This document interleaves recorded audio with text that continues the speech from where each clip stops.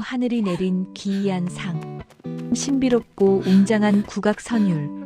사람의 얼굴에는 그 사람이 살아갈 평생의 운명이 그려져 있다는 말을 믿으십니까? 여기 조선 팔도에서 가장 천한 신분으로 태어났으나 그 얼굴에는 일국의 황후가 될 봉황의 기운을 품은 한 소녀가 있었습니다. 하지만 그 고귀한 관상은 축복이 아닌 피바람 부는 재앙의 시작이었습니다. 오늘은 자신의 운명을 도둑맞고도 스스로의 지혜로 다시 그 자리를 되찾은 어느 기막힌 여종의 이야기를 들려드릴까 합니다. 평화로운 듯 보이지만 긴장감이 감도는 판서댁 전경. 조선 숙종 시절 권세가 당당했던 김판서의 집안에는 연하라는 여종이 살고 있었습니다. 연하는 10살 무렵 부모를 잃고 이 집에 팔려와 온갖 굳은 일을 도맡아 했지요. 겨울철엔 손등이 다 터지도록 빨래를 하고 여름엔 불길 앞에서 땀을 흘리며 밥을 지었습니다. 하지만 연하의 눈빛만은 달랐습니다. 아무리 고된 일을 해도 그 눈매는 맑고 단단했으며 어깨 너머로 배운 천자문을 모래바닥에 적으며 스스로를 닦아내던 영특한 아이였지요. 관상가 백운의 예언과 안방마님의 탐욕. 그러던 어느 날 김판서의 회갑을 맞아 도성 최고의 관상가라 불리는 백운 선생이 초대받았습니다. 백운은 사람의 걷는 모양새만 보고도 그 집안의 3대 운명을 맞춘다는 기인이었죠. 김판서의 부인인 안방마님은 자신의 금쪽 같은 딸 모란을 백운 앞에 세웠습니다. 안방마님, 백운 선생, 우리 모란이의 얼굴을 좀 보시게. 내 이 아이를 위해 정성을 들이지 않은 날이 없네. 장차 국모가 되어 나라를 품을 상이 아니오? 백운은 돋보기를 들이대며 모란의 얼굴을 구석구석 살폈습니다. 하지만 그의 미간은 점점 찌푸려졌지요. 백운은 마님, 송구하오나 아가씨의 관상은 화려한 꽃과 같으나 뿌리가 얕습니다. 이를 관상학에서는 낙화상이라 부르지요. 꽃은 활짝 피어 만인의 시선을 끄나 열매를 맺지 못하고 바람 한 점에 허무하게 질 운명입니다. 국모라니요, 가당치 않습니다. 안방마님 분노하며 이 무슨 망언인가. 당장 그 입을 닥치지 못할까? 안방마님이 불같이 화를 내며 백운을 내쫓으려던 그때였습니다. 마당에서 물동이를 이고 가던 연하가 잠시 멈춰서서 땀을 닦았고 그 찰나 백운의 시선이 연하의 얼굴에 고정되었습니다. 백운은 들고 있던 찻잔을 바닥에 떨어뜨리며 비틀거리듯 마당으로 내려갔습니다. 그리고는 놀랍게도 천한 여종인 연하 앞에 무릎을 꿇었습니다. 백운 경악하며 아니 이럴 수가. 이 눈매, 이 콧날, 그리고 이 이마의 기운까지. 마님, 저 아이는 누구입니까? 저 얼굴은 평생 한 번 볼까 말까 한 만생지모의 관상입니다. 장차 나라의 국운을 바꿀 봉황이 어찌하여 이런 비천한 옷을 입고 물을 깃고 있단 말입니까? 그 자리에 있던 모든 사람이 얼어붙었습니다. 연하는 당황하여 물동이를 내려놓고 고개를 숙였지만 안방마님의 눈빛은 이미 시기심과 도끼로 이글거리고 있었습니다. 내 딸이 낙화인데 저 미천한 년이 봉황이라고? 마님의 머릿속에는 무서운 음모가 싹트기 시작했습니다. 이 운명을 바꾸는 금기된 주술. 그날 밤 안방마님은 은밀히 직관 흑도를 불러들였습니다. 흑도는 돈을 위해서라면 죽은 사람의 무덤도 파헤치는 사악한 자였습니다. 안방마님 방법을 찾아내게. 저 계집의 운명을 내 딸에게 옮길 수만 있다면 이 집안의 모든 재물을 주겠네. 마님, 하늘이 정한 운명을 바꾸는 것은 천벌을 받을 일입니다. 하지만 방법이 없는 것은 아니지요. 환혼탈태라 하여 두 사람의 사주를 맞바꾸고 기운을 강제로 옮기는 주술이 있습니다. 다만 기운을 뺏긴 자는 그 즉시 기력이 다해 죽거나 평생 미치광이로 살아야 합니다. 안방마님 죽든 미치든 상관없네. 당장 시작하게. 하지만 그들은 몰랐습니다. 연하가 부엌 뒷문 틈으로 이 모든 대화를 듣고 있었다는 사실을요. 연하는 심장이 터질 것 같았지만 주먹을 꽉 쥐며 생각했습니다. 내 운명을 탐낸다면 가져가 보십시오. 하지만 그 무게를 견디지 못하고 무너지는 것은 당신들이 될 것입니다. 연하는 지관 흑도가 주술을 준비하느라 자리를 비운 사이 목숨을 걸고 그의 방에 잠입했습니다. 그리고 재단 위에 놓인 자신의 진짜 사주가 적힌 비단 주머니를 훔치고 대신 미리 준비해둔 가짜 사주를 넣어두었습니다. 주술은 진행되었고 마님과 모라는 이제 연하의 운명이 자신들의 것이 되었다고 굳게 믿게 되었습니다. 죽음의 문턱과 새로운 탄생.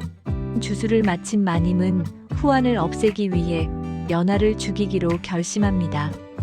자객들을 불러 산속 절벽으로 연하를 몰아넣었지요. 벼랑 끝에 선 연하는 차가운 바람을 맞으며 자객들을 응시했습니다. 자객 원망하지 마라. 너는 태어나지 말았어야 할 운명을 타고난 죄밖에 없다. 태어난 것은 내 선택이 아니나 죽는 것 또한 너희 마음대로 되지는 않을 것이다. 미리 준비해온 지피령에 자신의 겉옷을 입혀 절벽 아래 강물로 던졌습니다. 어두운 밤 자객들은 풍덩 소리와 함께 옷자락이 가라앉는 것을 보고 연하가 죽었다고 확신하며 돌아갔습니다. 바위 뒤에 숨어 숨을 죽이던 연하는 그들이 사라지자마자 반대편 산길을 달리기 시작했습니다. 그녀가 향한 곳은 예전에 우연히 도와주었던 몰락한 양반 가문의 초가집이었습니다. 연하는 그곳에서 신분을 숨기고 이설이라는 새로운 이름을 얻었습니다. 그리고 결심했습니다. 가장 안전한 곳은 적의 눈앞이다. 그녀는 궁궐에서 무수리를 뽑는다는 소식을 듣고 신분을 위장하여 입궁하게 됩니다. 궁궐의 그림자와 왕과의 만남. 궁궐 침방의 무수리가 된 연하. 그녀는 밤낮 없이 바느질과 걸레질을 하며 궁에 돌아가는 형세를 살폈습니다. 타고난 기품은 무명옷으로도 가려지지 않았고 그녀의 뛰어난 솜씨는 상궁들의 눈에 띄기 시작했습니다. 그러던 어느 달 밝은 밤 연하는 홀로 정자 곁에서 왕의 용포를 수선하고 있었습니다. 그때 근심 어린 표정으로 산책하던 왕 이도가 그녀를 발견했습니다. 왕, 이 늦은 밤에 불을 밝히고 무엇을 하는 무술이냐? 연하 침착하게 예법을 갖추며 전하, 내일 아침 행차에 입으실 용포의 실밥이 느슨해진 것을 발견하여 수선하고 있었사옵니다. 작은 틈이 결국 옷 전체를 망치듯 백성의 작은 원성도 나라를 위태롭게 할까 두려워 서둘렀사옵니다. 왕은 깜짝 놀랐습니다. 일개 무수리의 입에서 나온 말이 조정 대신들의 상소문보다 깊었기 때문입니다. 왕은 그녀의 얼굴을 자세히 살폈습니다. 비천한 신분 뒤에 숨겨진 그 고귀하고 지혜로운 눈빛에 왕은 묘한 끌림을 느꼈습니다. 그날 이후 왕은 종종 연하를 찾아 나라의 형편과 백성들의 삶에 대해 묻기 시작했습니다. 연하는 자신의 지략을 발휘해 왕의 정치를 도왔고 두 사람 사이에는 깊은 신뢰와 애정이 싹텄습니다. 도둑맞은 운명의 주인이 돌아오다. 위기는 다시 찾아왔습니다.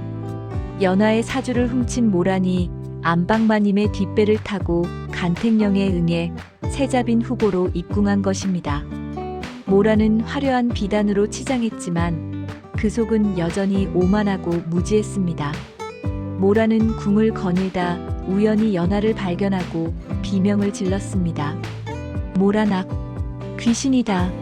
저녀는 분명 죽었어야 할 우리 집 종년이다. 전하, 적의 집은 신분을 속이고 궁을 더럽힌 유물입니다. 안방마님까지 합세하여 연하를 대역죄인으로 몰아세웠습니다. 추국장이 열리고 연하는 하얀 소복 차림으로 앞슬 위에 앉게 되었습니다. 왕의 눈빛은 흔들렸고 대신들은 연하를 처형해야 한다고 부르짖었습니다. 안방마님 독서를 내뱉으며 천한 노비년이 감히 양반의 성을 훔쳐 궁에 들어오다니 당장 전현의 목을 치십시오. 연하 고개를 당당히 들며 전하, 소첩이 신분을 숨긴 것은 사실이나 그것은 목숨을 구걸하기 위함이 아니었습니다. 진짜 도둑이 누구인지 밝히기 위함이었습니다. 연하는 품 안에서 흑도의 방에서 빼돌렸던 진짜 사주 단자와 마님이 직관에게 건넸던 은밀한 거래 내역이 담긴 비밀 장부를 꺼내 놓았습니다. 그때 관상가 백운이 왕의 부름을 받고 증인으로 나타났습니다. 백운 전하, 저 여인이 바로 제가 예언했던 만생지모의 상입니다. 옆에 있는 저 아가씨는 타인의 운명을 훔쳐 억지로 껍데기를 씌운 가짜에 불과합니다. 관상은 훔칠 수 있어도 그 사람의 덕과 기품은 절대로 훔칠 수 없는 법입니다. 모든 진실이 드러났습니다. 안방마님과 모라는 그 자리에서 실신했고 남의 운명을 탐한 죄로 전 재산을 몰수당한 채 변방의 노비로 끌려가게 되었습니다. 가장 천한 곳에서 가장 높은 곳을 꿈꿨던 탐욕의 최후였지요. 진정한 봉황의 등극. 왕은 대신들의 거센 반대를 무릅쓰고 연하를 황후로 맞이했습니다. 가문은 바꿀 수 있어도 하늘이 내린 기품과 지혜는 바꿀 수 없다는 왕의 선포에 아무도 토를 달지 못했습니다. 가래날 9마리 봉황이 금실로 수놓아진 붉은 저기를 입은 연하가 대궐 마당을 걸어갔습니다. 과거 물동이를 이고 다니던 여종의 모습은 온데간데 없고 오직 만백성을 자애롭게 굽어 살필 황후의 위엄만이 가득했습니다. 연하는 황후가 된 후 자신과 같이 억울하게 신분의 벽에 가로막힌 인재들을 등용하고 가난한 백성들을 위한 구휼 정책을 펼치며 조선의 황금기를 이끌었습니다. 오늘 이야기는 우리에게 말해줍니다. 운명은 정해진 대로 흘러가는 것이 아니라 그 운명을 담을 수 있는 그릇을 스스로 빚는 자만이 진정한 주인이 될 수 있다는 것을 말입니다. 당신의 얼굴에는 지금 어떤 마음이 그려져 있습니까? 혹시 당신 안에 봉황을 잊고 살고 있지는 않으신지요? 웅장하게 고조되다가 은은한 여운을 남기며 오늘 준비한 조선 야담은 여기까지입니다. 이 이야기가 흥미로우셨다면 구독과 좋아요 부탁드립니다. 시청해주셔서 감사합니다.